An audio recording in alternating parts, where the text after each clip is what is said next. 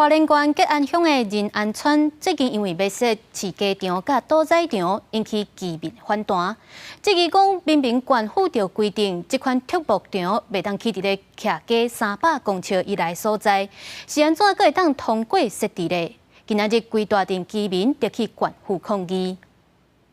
有抗议飘起，上百个吉安乡仁安村民伫个县府面头前表达不满，是安怎屠宰场甲养鸡场设置进前拢无人知，而且独真挖因自家附近，这项县府的畜牧条例规定300公尺内禁止设养殖场，亲像差真济。居民都不晓得，他们施工了1年多了才知道说啊，原来这里要盖养鸡场。一个有高污染的产业要排放废水，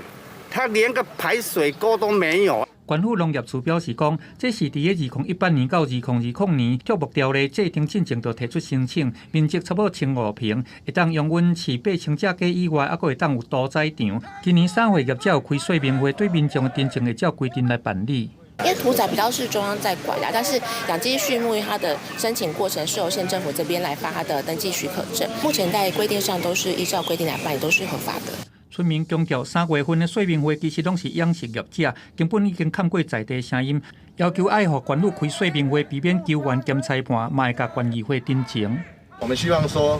县政府能够秉持依法公正的形式，如何让他跟在地的乡亲能够充分的沟通，这个是最重要的。 县府强调，屠宰设施管理单位虽然是风检局，不过嘛要求环保局来稽查。村民强调讲，若是无得到正面的回应，凡势会去监察院抗议，并且提出行政诉讼。